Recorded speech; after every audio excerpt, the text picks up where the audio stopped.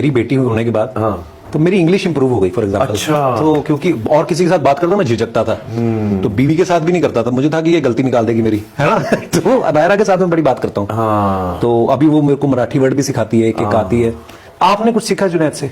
उसकी ऑनेस्टी, उसकी level of integrity, उसकी जो केयरिंगनेस है, हालांकि ये सारी क्वालिटीज काफी हद तक मुझ में भी है, लेकिन जब आप ये क्वालिटीज अपने बच्चे में देखते हो ना तो एक अलग किस्म की फीलिंग आती है।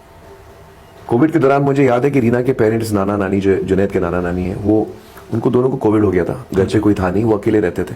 तो रीना का मुझे फोन आया कि मम्मी डैडी को कोविड हो गया, हम लोग सोच रहे हैं क्या करें। इतने में कि हम लोग मतलब 5 मिनट के में डिस्कशन करें, हमको पता चला कि जुनैद वहां ऑलरेडी पहुंच गया। 2 हफ्ते उनके साथ रहा, उनके लिए खाना बनाया, कपड़े धोए, उनकी देखभाल की। किसी को बोलने की जरूरत भी नहीं थी, ना मुझे बोलने की जरूरत थी, ना रीना को बोलने की जरूरत थी। उसको पता चला ही और वो सीधा वहां पहुंच गया घर पे उनके।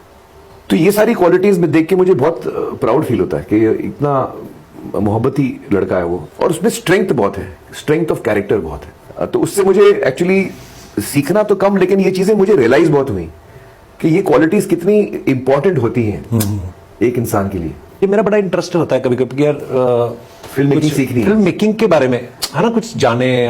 हालांकि वो टाइम भी नहीं लग पा रहा है, क्योंकि एक तरफ जब आपका काम चल रहा हो आप कैसे तो वक्त निकालो, है ना, हाँ, वक्त निकालो, और निकलने भी नहीं देते हैं लोग, और आपको भी लग रहा है कि चलो पैसे आ रहे हैं तो क्या ही है, वो सीख के भी तो हमने कुछ करिए भाई, कुछ करना है ना, तो वो चल रहा है। पर मेरा बड़ा मन होता है भाई कभी कभी ना।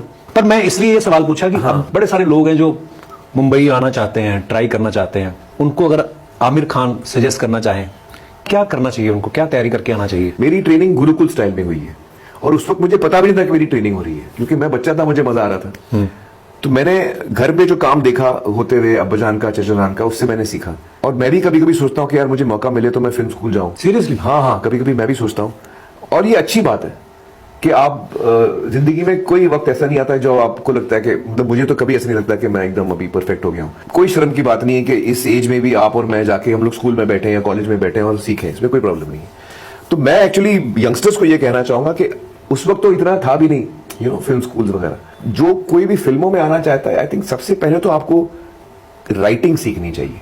भले आप फाइनली राइटर बने या ना बने, लेकिन राइटिंग की समझ होनी चाहिए आपको। तो अगर कोई एक कोर्स है जो मैं कहूंगा बच्चों को करने, वो है राइटिंग का। तो राइटिंग बहुत जरूरी है हर डिपार्टमेंट के लिए। बाद में आप एक्टर बनो, डायरेक्टर बनो, लेकिन राइटिंग की समझ बहुत इंपॉर्टेंट होती है।